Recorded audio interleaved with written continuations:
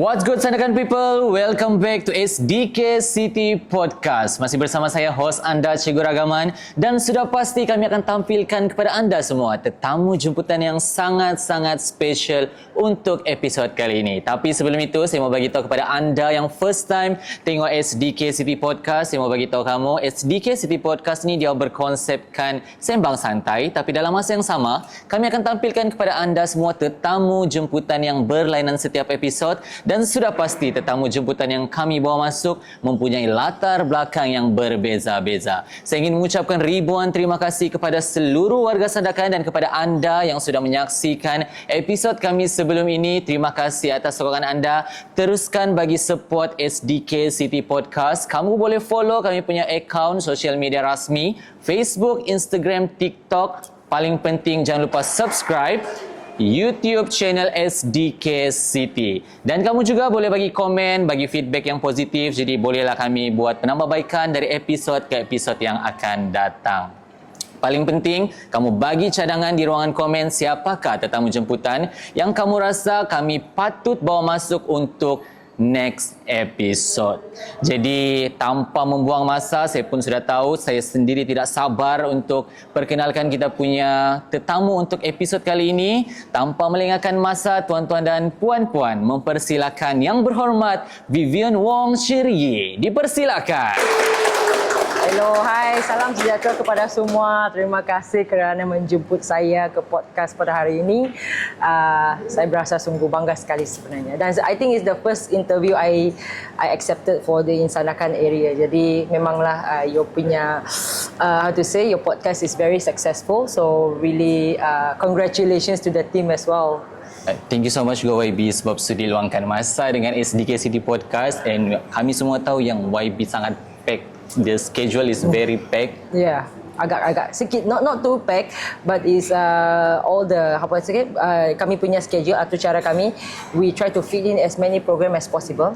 Sebab kami tahu semua lapisan masyarakat pun ingin berjumpa dengan wakil rakyat, dan juga kami masih mau berpegang kepada prinsip di mana kami bukan susah untuk dijumpa ataupun masa pilihan raya baru boleh kami jumpa. Yes, begitulah. So that's why our team works very hard. Apabila saya bertugas, actually mereka pun bertugas.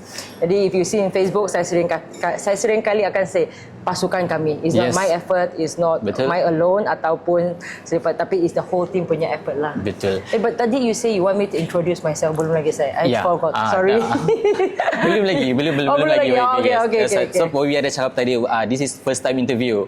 Yes. Just mau bagi tahu YB juga, this is first I think SDKCity podcast pertama yang ada di Sandakan. That's why no wonder I was my first time receiving an interview in Sandakan itself, a full-fledged punya interview. Maybe it's because it's the first also podcast in Sandakan. So tanya. So maksudnya kepada penonton sana, kita sangat beruntung untuk episod kali ini YB pun first time ada interview podcast, dan SDKCity Podcast juga merupakan podcast yang first time yang ada di Sandakan. So kali ini kamu tidak rugi, kamu kena tengok dari awal sampai habis episod kali ini.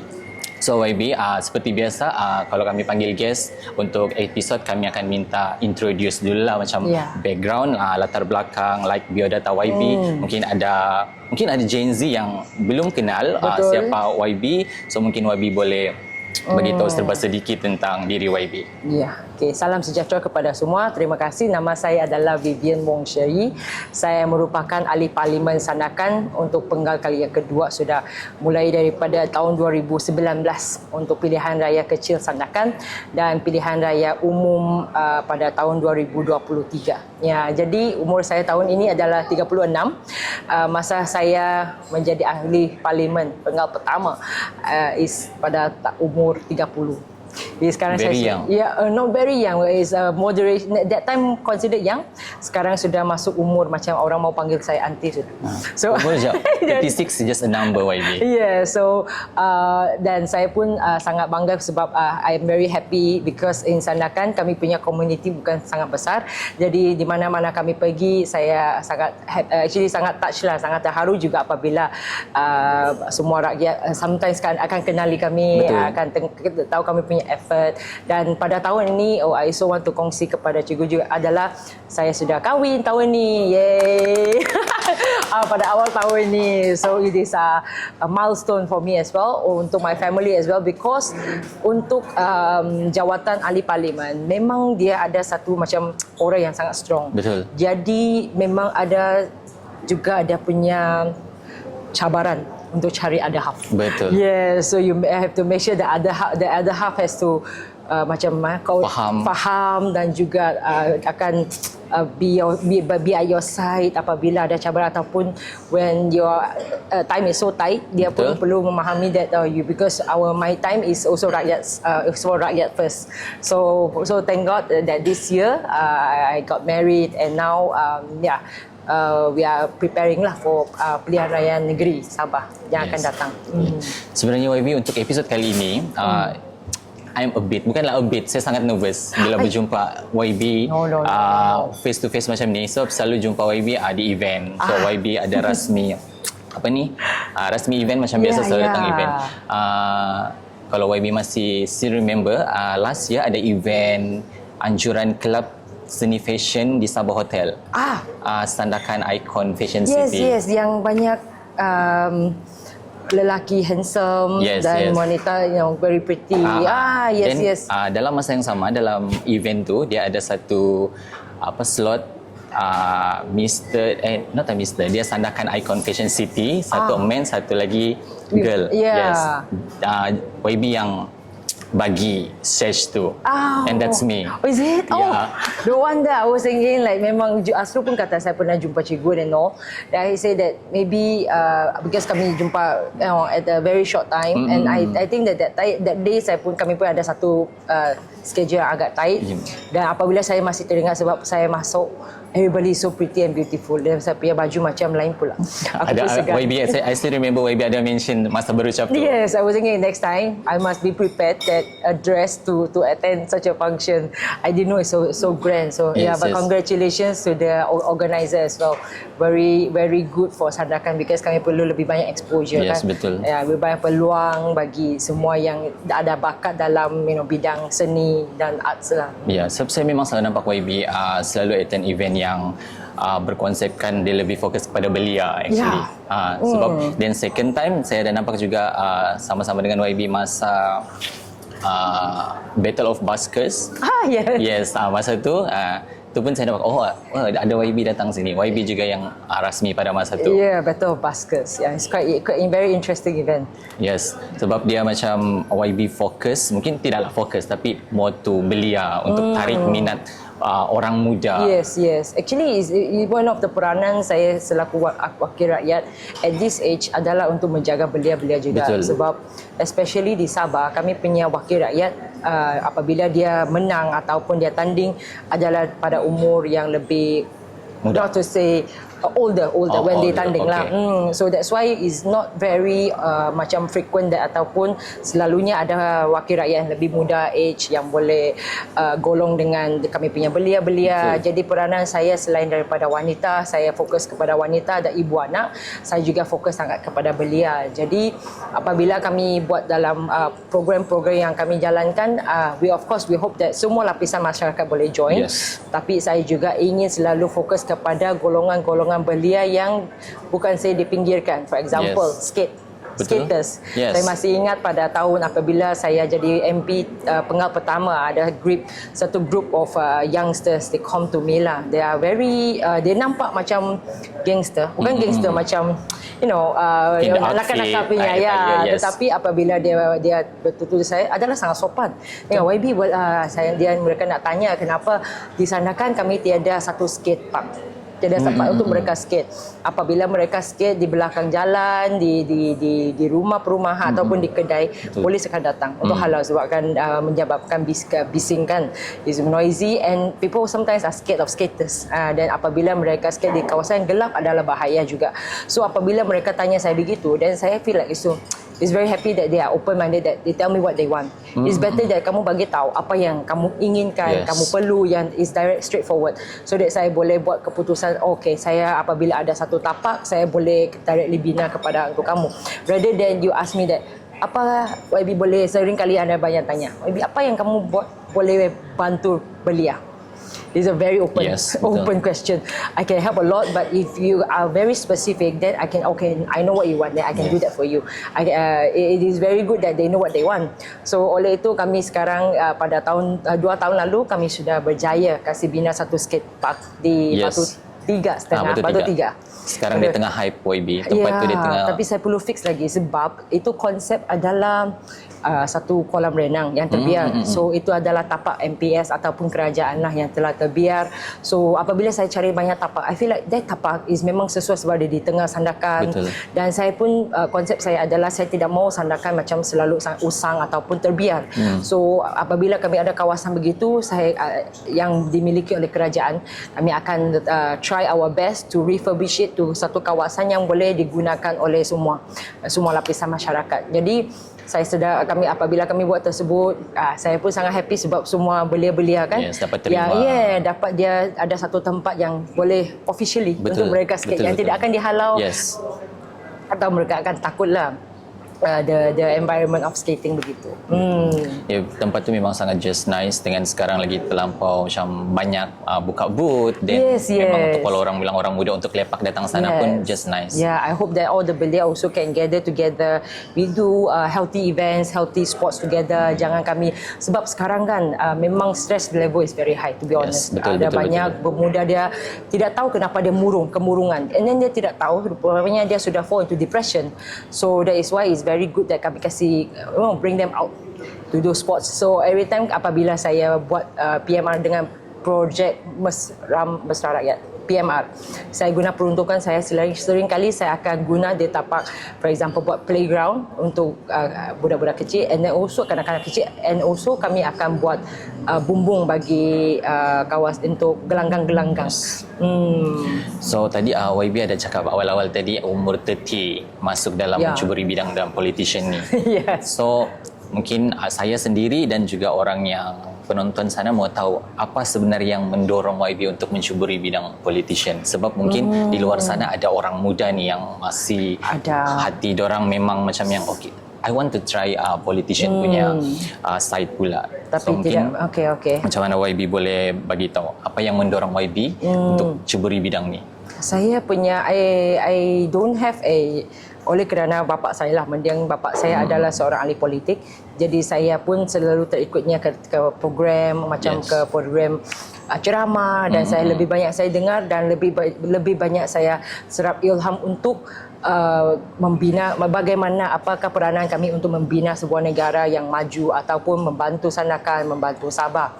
Di masa apabila saya sudah habis belajar form 5 dan degree saya kerja di KL macam semua pemuda-pemudi, kami selalu kali kata KL lebih banyak peluang pekerjaan. Tetapi apabila saya bekerja di KL, saya bekerja sebagai seorang guru saja. Dan saya pernah buat guru. Saya seorang guru.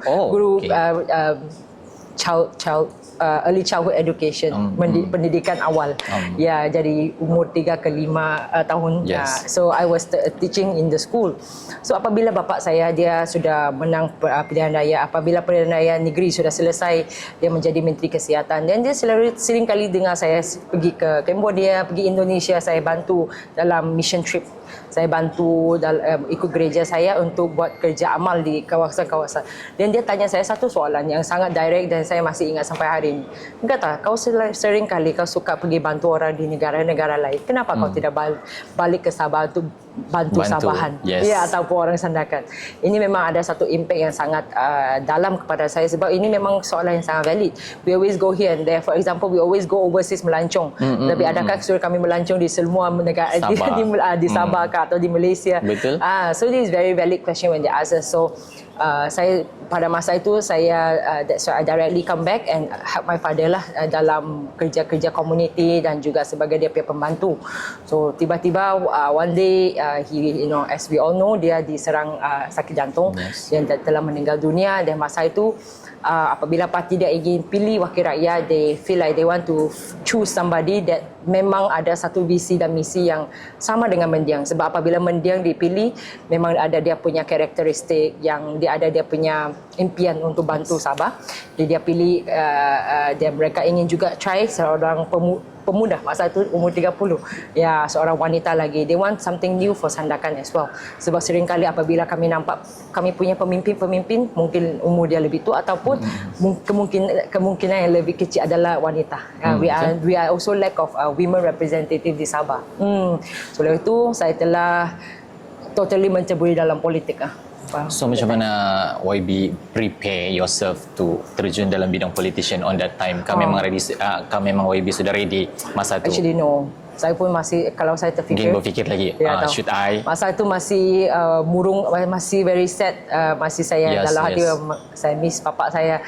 Tetapi pun tiada masa untuk terlalu sakit hati terlalu lama. Betul. Directly ada fokus untuk directly seluruh Sandakan punya beban ataupun mendiang punya beban di atas shoulder saya. But thank God I have a very good team. I have a very good team that since my father's time ataupun yang telah bantu pilihan raya dan juga kerja-kerja community dan also dengan experience yang saya dapat apabila saya bertugas dengan mendiang, saya telah belajar banyak. Jadi directly saya full force lah keluar untuk dalam mood untuk membina negara.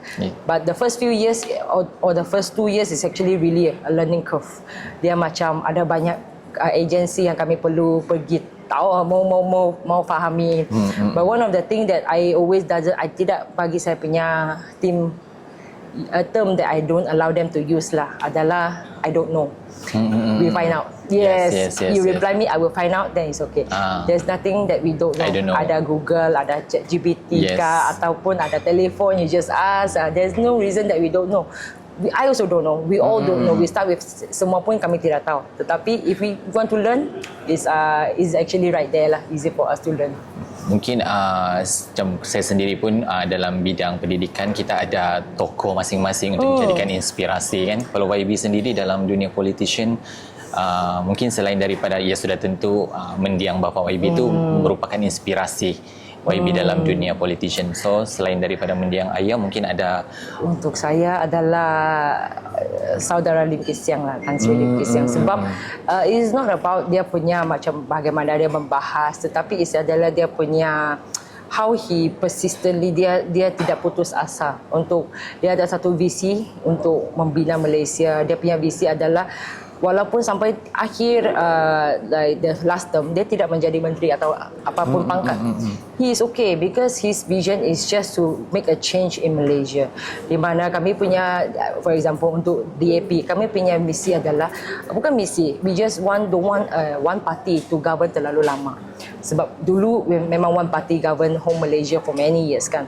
Kami want to see a change because we believe that a change will bring will make Malaysia better dari segi pentadbiran dan kesemuanya. So kalau saya memang selalu, kalau we always say, because I very lucky apabila kami tanding, kami menang, kami dalam kerajaan. Tapi dalam pembangkang memang ada dia punya challenges as well. Kami punya challenges adalah sometimes polisi yang kami ingin bantu ataupun ingin bawa ke parlimen memang bukan tidak dihirau lah, mungkin akan dipinggirkan. Ya, jadi kami ada sangat laki. But we think that kalau Tan Sri Lim Kee Siang dulu, how many years was he in the opposition, but he never give up. Yeah, so it's actually a very good message for us, for the pemuda, is we don't give up so easily. Sometimes we want to learn something, we want to achieve something, kami mau, if you really want it, I believe we can make it happen. Kami memang boleh berjaya. Jadi penonton di luar sana pun boleh dengar tadi ada tips daripada YB, bila kita buat sesuatu tu jangan cepat give up. Bila kita fail, jatuh tu it's a normal things. Tapi untuk bangkit, itu yang membuatkan kita untuk bangkit, untuk capai apa yang kita mau sebenarnya. Saya pun kurang sikit pengetahuan pasal politician sebenarnya. That's why I'm excited untuk tanya-tanya soalan-soalan dengan YB. So that's why saya boleh tambah ilmu sikit pasal politician ni kan. Mungkin setiap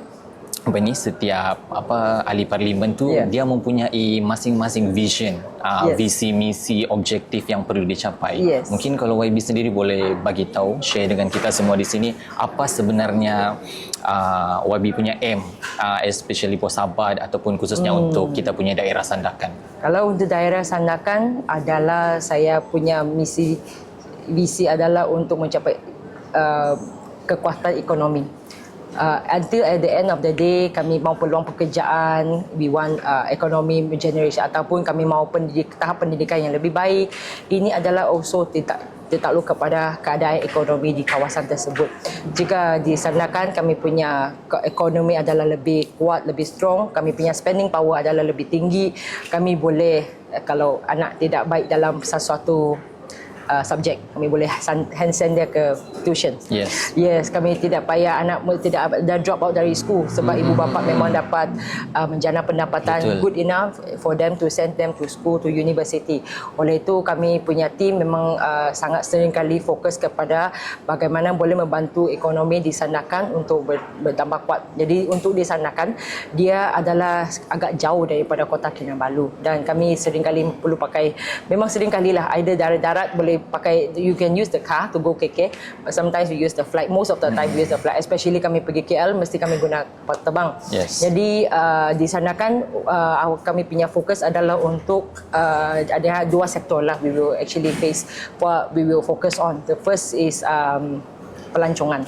That's why on this year we are very happy, we are very excited to announce untuk umumkan di mana 4 point yang dari dulu I think pada 2022 after COVID dia sudah dia sudah tutup kan, sekarang sudah reopen menjadi Almond Group. Yes, confirm. Dia sudah sekarang ada dia close door bagi mereka punya group of tours on December. It will be full force. Yes, it will be full force, fully open. Ya, dia sangat cantik dan strategic and the view is very nice. Saya pernah sempat sekali je stay masa I tidak pernah stay sebab di sana kan I always stay at home, so I never tried the rooms. Tapi itu hari ada bos dia ada bawa saya pergi tengok-tengok tu bilik, memang adalah sangat cantik sekali. Dan juga actually the owner also feel like it's a hidden gem. Dia kata ini hotel adalah satu hidden gem sebab di sana kan it's so beautiful. So apabila ada orang yang bukan di sana kan yang datang ke sana kan, they will feel like sana kan is so beautiful. That's why kami di sana kan perlu lebih lagi treasure what is around us now. Then selain daripada itu, we also have another hotel that we gonna announce di Pulau Bahala, di mana ada satu 5-star resort juga yang akan beroperasi di sana. Kemarin semua sudah sign agreement and everything. Dia ada memang dia punya challenges dalam semua all the agreements and all sebab Pulau Bahala merupakan salah satu, I think is a transport forest yang di dalam di bawah yang bawah jagaan negeri. So kali ini mereka kali pertamanya telah meluluskan satu lisensi untuk operate hotel di sana. They're gonna do a resort lah. Their resort there also 5-star. So apabila all these hotel they start to operate, kami punya peluang pekerjaan. One hotel 200-300 staff. It will directly, and then when we work in hotel, they always want to have women for housekeeping ataupun youth to angkat barang, ataupun they will also want professional that be able to speak English to handle their punya guests. So in that way kami adalah lebih senang kami mencari pekerjaan untuk pekerjaan untuk kami punya belia-belia. Dan selain daripada itu, apabila mereka datang apabila pelancong datang ke sana kan, kalau dia bawa 5,000 dia mau habis 5,000, dia tidak mau bawa balik negara mereka. Betul. That's why I like to focus in our tourism, and then especially tahun depan adalah Visit Malaysia year 2026.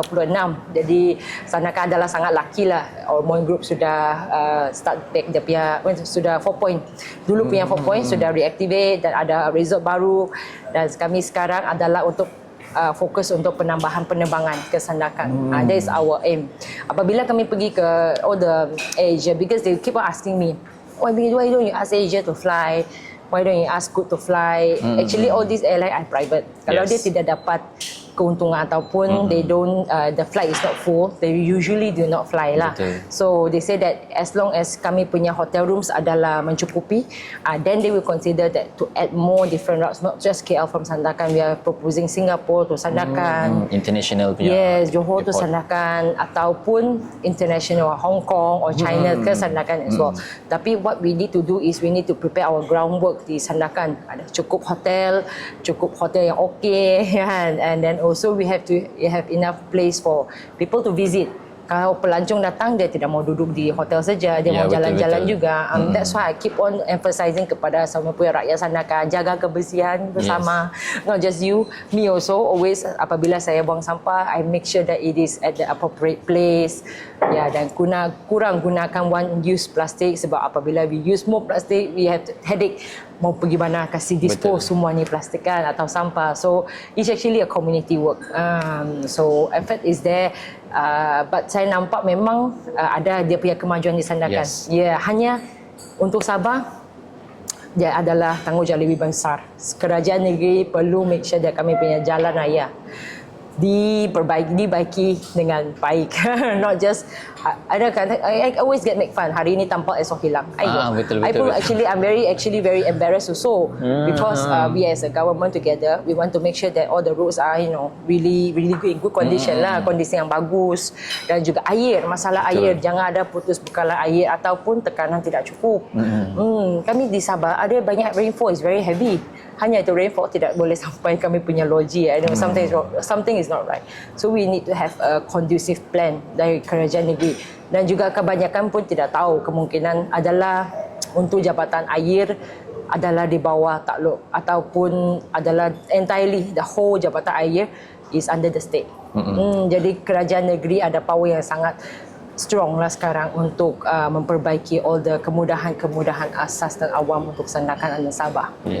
YB ada cakap tadi pasal masalah air. Baru-baru ni 2 minggu lepas, agak seminggu lepas kita baru saja ada problem air dengan elektrik pada masa tu, dan saya dah nampak di kira-kira can we say viral punya post, and YB ada drive tu.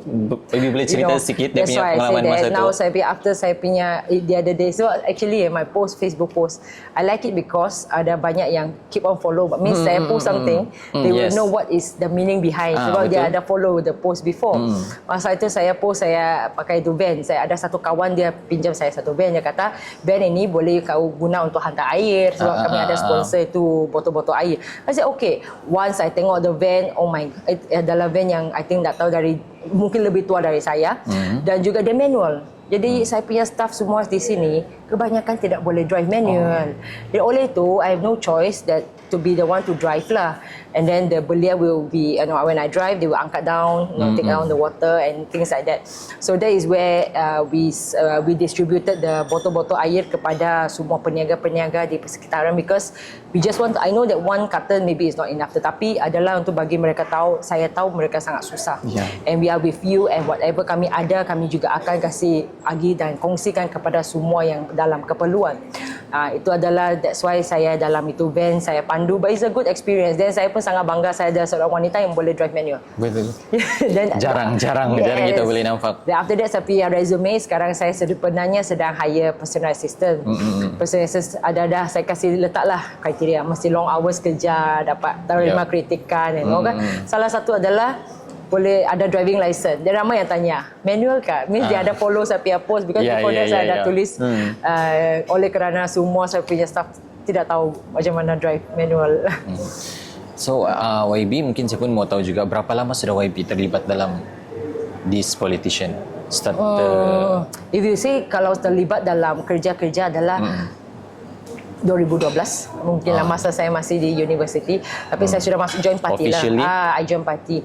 But if officially, I would say 2018. 2018. After saya selesai saya punya uni di KL dan saya balik untuk bantu bapak saya lah dalam kementerian, that is when I ceburi entirely lah dalam politik. So mungkin dia punya cabaran pada awalnya itu it's a normal. Bila kita menceburi satu bidang yang kita baru masuk, dia punya cabaran tu memang sangat-sangat yang orang cakap paling tinggi punya cabaran lah. Then mungkin YB boleh cerita sikit sepanjang tu dari 2018 until now, apa cabaran yang YB rasa itu adalah macam sangat saya akan ingat sampai bila-bila cabaran ni.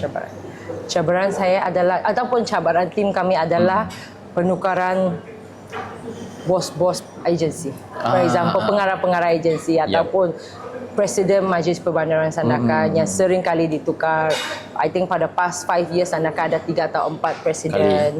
Ini adalah sangat difficult for us to work because every time apabila presiden baru datang, dia akan also get to know the area. Dia get to know few months. After 6 months, dia boleh mula kerja untuk full force. 1 year later, dia tukar. They transfer to another area. So it's come back from the start again. Okay, I brief again. What is the critical things to be done, and all that. It happen again. It's like a non-stop cycle. So we need a stronger Majlis Perbandaran punya setting. This is one of the reasons. Not just actually MPS, other agencies as well. Pengarah hari ni, very good, and then we start to work together. And the next thing they receive notice to transfer to another area. Another pengarah come in. Lagi. Yeah, there's sekat lagi. So all the things is like we have to follow up back. It's just the following up is very tedious lah for us. You have to constantly, you tak boleh putus asa. For example, macam daftar lewat, warga negara daftar lewat, all this issue.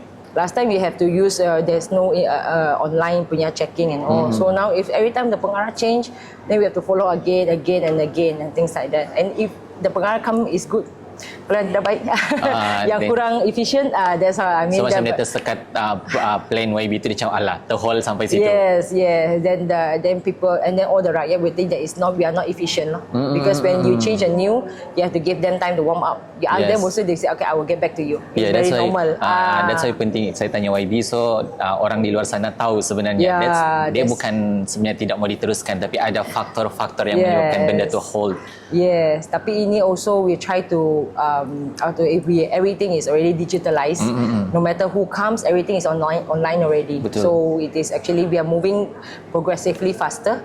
Sebab kami Malaysia pun trying to pick up on digitalization. So it is one of the kerajaan Madani punya achievement is to make a lot of things is digitalized. Betul. YB ada sentuh pasal digitalized tu tadi. Macam kita kena terima kenyataan bahawa setiap tahun peredaran zaman tu dia memang kan ada kemajuan.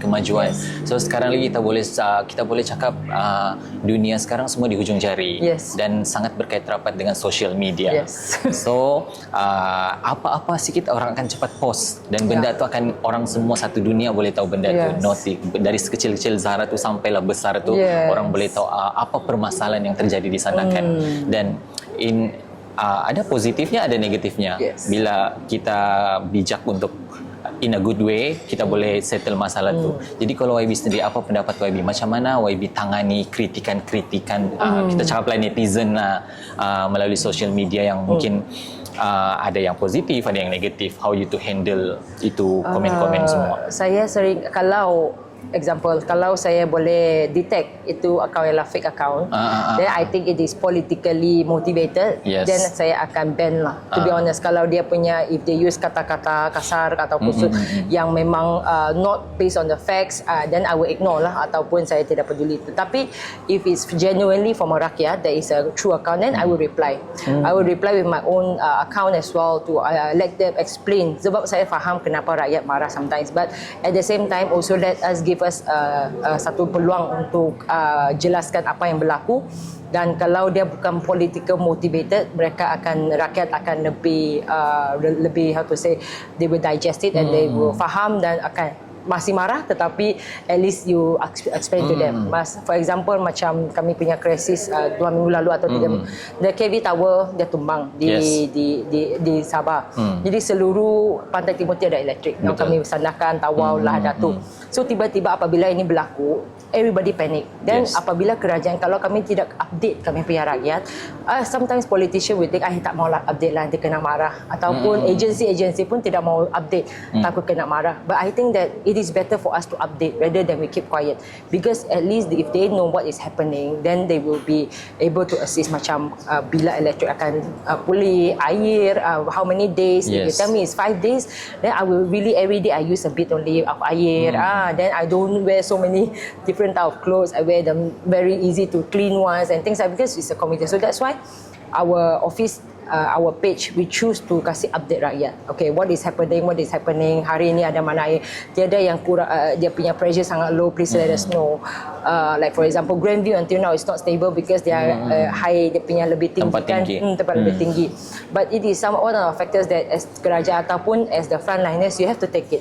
But at least you try to solve it for them, you explain to them, and constantly kasih update lah. That's why what is SESB doing is very good. Dia constantly update dia punya progress sampai mana. Dia membaiki itu KV Tower. So it is very very good. At least rakyat now okay ada progressnya. Rather than there's no update at all. That's why we use social media in a good way. Betul. Ada juga yang guna social media in a not a good way lah. Kami ada yang saya tidak suka adalah provokatif. So when you use social media to provoke, I know you will get a lot of viewers. You will get a lot of attention. Ada banyak like, engagement tinggi. Yes, tetapi all this actually you are spreading not a good vibes lah to Sandakan. So for example, ada satu kali saya sangat kecewa jugalah. Kami Sandakan sebenarnya sudah masuk top 5 to visit in the whole world lah, or Malaysia. Sandakan. Sandakan especially, not Kota Kinabalu, not Tawau and all, Sandakan. And the next place is, I don't forgot where lah, but Sandakan is one of the hot must visit. Then a lot of comments that is very negative down there. Janganlah datang, tiada apa-apa buat. Tengoklah jalan raya dulu. Datang tu tengok habuk. I know things a lot of rubbish, and then a lot of rubbish and things like that. But I say that this is also part of the effort, our effort to kasih baiki Sandakan. So this you cannot be, you have to see things differently. Kalau ada berita yang bagus, we celebrate. We should proud. Yes. Kalau ada yang tidak bagus, okay, we can defend it together to say that okay, ini bagaimana perbaiki bersama. But if there is a good news, I really want saya punya rakyat Sandakan atau komuniti Sandakan to celebrate together. Because it is achievement, not us, not VIVIAN atau not parlimen ataupun kerajaan saja, tetapi it's a win point for Sandakan. Yes, it is semua untuk kita. Yes, kita means we made it. Sandakan, we made it to top 5. So what is the next step? Tambah lagi kebersihan ataupun tambah lagi tempat pelancongan. If you have land, buka it for pelancongan, camping, glamping and all. Sekarang Sandakan kurang glamping. Jadi sesiapa ada tanah, please let me know. I will really happy to assist you. We will have a glamping area. Sebab sekarang kami suka, different, not just hotel in the airport, We like to go hiking. Healing. Yes. We need time juga untuk healing. Jangan kerja saja. Dan kita perlu ada masa untuk heal juga. So that we have, because kalau di sana kan, whoever that stays here, kami punya traffic masih okay. Kalau di KK jam teruk. Kalau di KL, you would say that half of your time is on the road, traveling. You really don't have dapat enjoy quality of life. So in Sandakan, since we are already here, maybe we think of daripada sudut yang baik adalah enjoy the quality of life. Go gym, boleh yoga lagi. After work jam 5 boleh lagi jogging. Pergi futsal. Talking about futsal, tahun ni saya ada satu di Taman Harmoni, there gonna be a futsal court baru. And then after that also di Sri Taman, I also tambah the bumbung for the futsal court. Please take care of all this futsal court. Jangan buka lubang. I don't know why yang suka pergi main futsal mau apa tu? Mau bersenam tetapi buat lubang di saya punya semua jaring sebab lazy go and pick up ball outside. Betul. Go buka lubang, easy to go and pick up ball. Keluar masuk. Paling senang keluar masuk. Don't do that. Yes, now is different time already for me to manage ataupun peruntukan untuk keep on baik pulih. I rather bina something else. New things. All keep on upgrading all the facility for Sandakan. Tadi Boy B ada cakap saya sangat tertarik dengan resort di Pulau Berhala tu sebab sekarang dia jadi tumpuan. Kawan-kawan saya yang dari Semenanjung pun dorang akan send gambar. Weh, ini di Sandakan ke? They will ask me yang ini adakah di Sandakan? Ya betul, saya di Sandakan. Kau pernah pergi? Pernah saya pergi sekali, saya bilang. Dia memang kena hiking tapi the view sangat cantik. Dia sangat cantik. So maksudnya dia akan lebih more terkenal selepas ini bila YB cakap tadi akan buka resort di situ. Sebab dia salah satu tumpuan sudah yang ada di sana kan.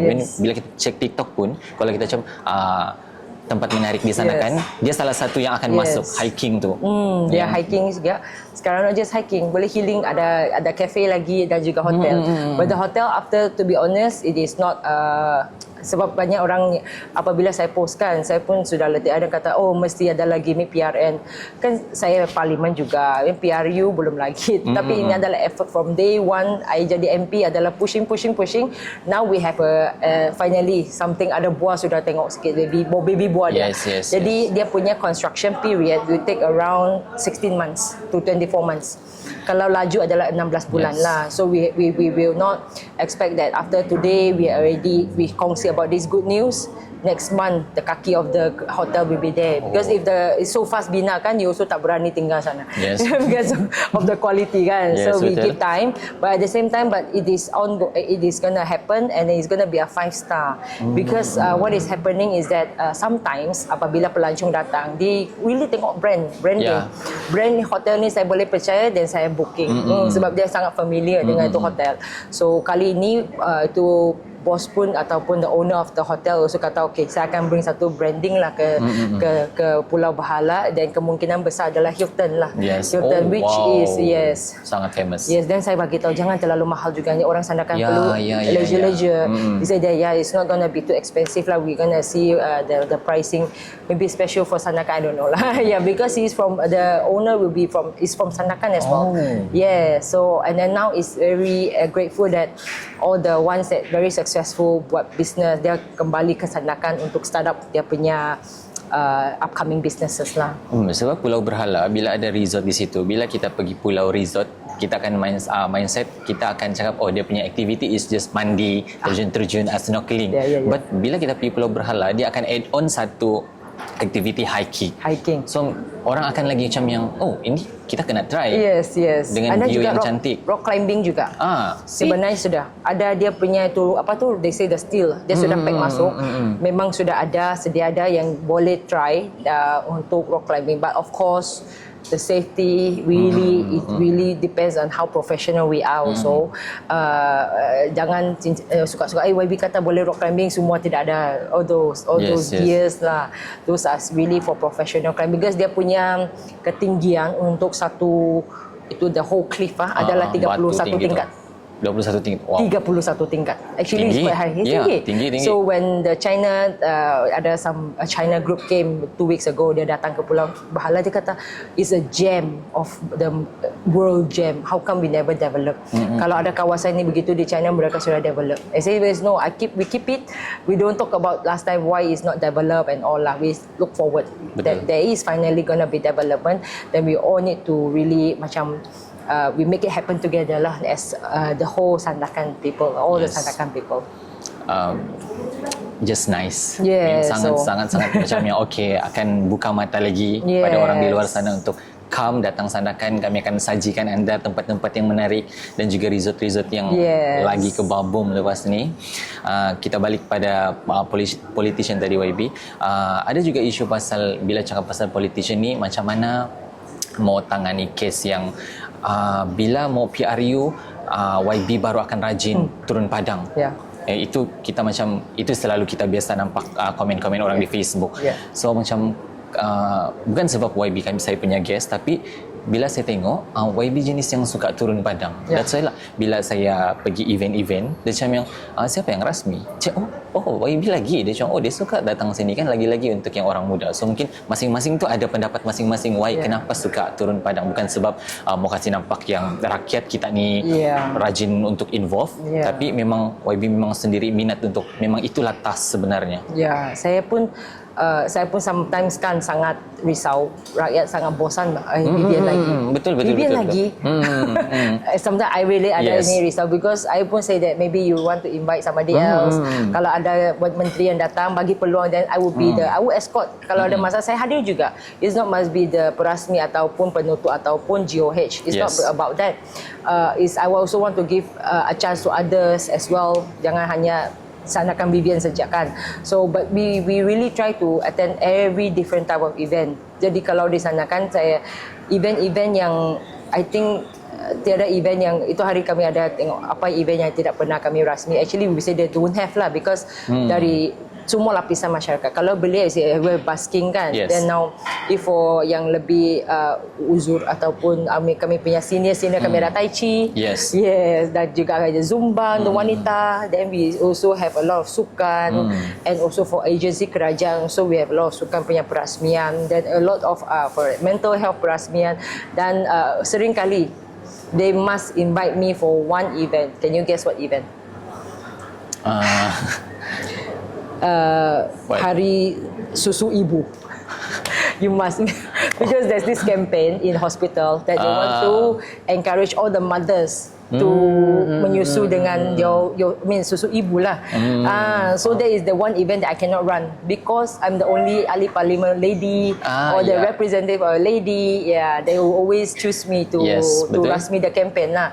But it's okay. We sometimes at the first year saya memang ada sedikit awkward, shy because lady kan saya, tapi but is after that moving forward is actually I'm here to support the mothers because untuk menyusu is not an easy thing. You have to make sure that you eat healthy, you have to make sure you have enough, you're hydrated, you have to make sure that your baby is well fed. Baby kurus akan cakap, mami kau tak bagi, betul. you don't give enough. So the stress on the mother is really very high. So I'm actually very happy lah. The second year I'm okay already. The third year lagi casual lah. Sudah biasa. Yeah, sudah biasa. It's not something that we need to be shy, tapi something we need to be proud. Tapi of course saya berharap sekali ada wakil rakyat wanita yang boleh tanggung bersama saya. Betul. We share the responsibility together. But not to say that lelaki tak payah jaga. Perlu juga. Yes. Yeah, it's just that they are more lagi awkward. Kalau saya awkward, mereka lagi awkward kan. Betul. Kalau hadir untuk perasmian. Yeah, so it's good lah, but it's good experience for all of us. Dalam tempoh berapa tahun mesti dalam aktiviti YB sendiri turun padang tengok rakyat sendiri, adakah satu momen yang paling menyentuh hati YB bila pergi satu tempat ni, turun padang di satu tempat ni, ada satu momen yang mungkin menyentuh hati YB yang YB ingat sampai sekarang? Yang sangat menyentuh hati, actually sering kali pun ada yang berlaku. For example, ada satu kali yang I think adalah insiden di Sejati Walk lah. Dia punya apartment, Sejati apartment, di mana ada seorang lelaki, dia duduk di atas bumbung for 7 days. Nama dia apa? Jingjing. Ya, nama tu lelaki Jingjing. Jadi kami pun always we go and see. Memang dia masih di atas bumbung. Very many years. Ada nampak ni ada orang post di masa tu Chinese New Year lagi. Jadi kalau ada one time that we went to give food for the bomba dan polis yang bertugas di sana. Ngam-ngam masa itu ada operasi untuk kasih turunkan this guy, this man. 7 days, Yeah, he was there very many days. Then when we went to the mother to say that okay, everything is okay, calm down. The police, suddenly we heard a very loud bang, macam bang gitu. Kami sangka dia terjun, the anak. Then I pun nangis, mama pun nangis. We also don't know what happened sebab kami tak nampak. Dan saya pun sangat takut apabila if I turn around, then if the body is behind atau things like that, because we will be traumatized kan. Betul. Tapi bukan, actually is the bomba atau the police yang lompat. Means the sound is from lompat by the bomba to hold him lah. So that is like and then the mother was hugging me and I cried also because if we really don't know what will happen that time, and also I think the mother macam she also feel comforted lah that kami ada di sana because all the frontliners pun di sana untuk anak dia. This is one of the very because not just memorable tapi also traumatized, takut juga untuk bagi saya satu kenangan. Ya, tadi tu dia masih muda. Yeah, anak dia I think 30 years old, but maybe ada tekanan. So he went up to the roof and he doesn't want to come down. But he was saying that he was praying on the roof and things like that lah. Yeah, I also don't know. Then every day there's a video saying that he's still up there on the roof. Macam mana pula kalau isu yang macam YB netizen selalu cakap macam YB lebih sibuk berpolitik masa zaman mengundi ni. Okey, baru YB ni akan tonjolkan diri. Sebab kadang-kadang kebiasaan itu macam ada certain part memang akan ada benda tu berlaku. Kan kita kena terima juga. Dan kalau dari segi pandangan YB itu sendiri macam mana? Kalau saya I will give nasihat to all the wakil rakyat ataupun saya nasihat lah is don't do that lah because nowadays our pengundi ataupun kami Boleh punya nampak, citizen. senang mau nampak Yes, lah. very easy for them to judge already. Betul. Bagi macam every day they actually bagi markah. Walaupun kali ni saya dimarah banyak, tetapi at least kau masih dapat cari Vivian. Yes, Begitu. betul, I hope betul. that lah. Dia punya komen adalah mungkin kemungkinan Vivian tidak boleh 100%, but at least when kami perlukan dia ada di sana. Yeah. Dia ada try untuk solve masalah kami begitu. That is the hope of the ataupun yang feedback yang saya terima adalah begitulah hopefully. Yeah. So the team yang kami train pun sesiapa wakil rakyat dalam pasukan saya yang saya groom, saya train, I hope that dia akan follow footstep macam mendiang saya juga. Because Sandakan is not banyak, it's not huge. Unless kami di parlimen, kami perlu hadir sidang, most of the time you should be in the kawasan. Unless you have meeting lah, you have meeting. I do not, I also I don't remember when was the last time I had holiday. Honeymoon lah tahun ni. Because your hati actually like also sangat berat apabila you want to travel very long atau very far, because you also worry that something will happen in Sandakan and you cannot be there with your people. So the team that we train ataupun adalah we always have to seringkali menyantuni rakyat. Despite what lapisan masyarakat, be it they are poor or rich or a man or woman, children or adult, kami perlu make sure that we jaga every sector of the community together. So whoever that wakil rakyat yang dibagi komen saya tidak pernah jumpa ataupun PRN baru keluar, I say that you have to convince lah your rakyat to vote for you again. If this really happen. If not, then you defend yourself. You show that bila you kerja, you always put lah on social media. Betul. But even so, kami punya social media, kami pun tidak dapat post semua program. Because sometimes one day we have 4-5 programs, you pun tidak nak flood the page dengan program-program yang I attend then this kind. So we sometimes also pilih a few posts and things like that.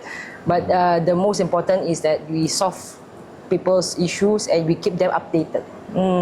Betul. So mungkin dari awal tadi kita banyak sudah bagi share tips dengan penonton semua. Mungkin kita boleh lebih berfokus, YB boleh bagi kata-kata semangat ataupun apa nasihat YB kepada generasi muda yang mau terlibat dalam dunia politik ni. Untuk pemuda-pemuda yang ingin terlibat, I punya nasihat adalah I know that we are all membara on fire. We want to do things very fast on the dot, but we also jangan terlalu terburu-buru lah. I have seen banyak pemuda yang dia join, dia directly say, kalau saya boleh jadi calon the next term, I will join your party. There is something like that. Yes. Kalau saya dibagi peluang untuk tanding, saya akan join. Kalau kau boleh bagi itu, but this means that you punya fokus adalah untuk jadi wakil rakyat dan bukan untuk menyelesaikan masalah rakyat. It's that you want to feel like maybe it's a glamour or you feel like it's a pangkat and things like that. And say that you still have to be trained and I still have to get to know you better, how you do things, whether it is really rakyat oriented. You have to make sure that whatever decision kamu buat, ada memang pros and cons, tetapi you must be rakyat concentrated. For you, kalau decision yang kamu buat adalah sangat untuk kerajaan punya polisi dan kami terabai rakyat punya kebajikan, it's also not good. So you have make sure that you make policies that is a balance and always be rakyat concentrated. Betul. Jadi banyak sebenarnya tips yang kita boleh dapat daripada episod kali ini sebenarnya. So untuk kepada anak muda sana, tadi yang saya dengar dari YB sendiri cakap, jangan putus asa, jangan cepat putus asa. Bila kita minat benda tu, kita kena kejar sampai kita dapat, dan jangan cepat puas. Dan kita kena upgrade, kena upgrade, sebab kita tahu juga jangan cepat puas dengan apa yang kita sudah dapat. Sebab dengan upgrading tu kita boleh tahu sejauh mana kita boleh pergi dengan minat kita yang in a good way sebenarnya. Jadi sebelum kita tutup untuk episod kali ini YB, jadi saya pun berbesar hati juga mau tanya YB apakah harapan YB sebenarnya untuk SDKCity Podcast. Macam saya bagi tahu tadi, SDKCity Podcast ni dia first podcast yang ada di Sandakan. So mungkin YB sendiri ada harapan untuk SDKCity Podcast ni. I hope that one day kami boleh juga SDK Podcast boleh berkembang sampai satu hari maybe we can jemput PMX untuk jadi you punya Betul, betul, itu one of kita tidak salah berangan. Yes, kan? yes, because which means that this podcast is so effective ataupun dia dapat deliver very good messages kepada rakyat yang tepat.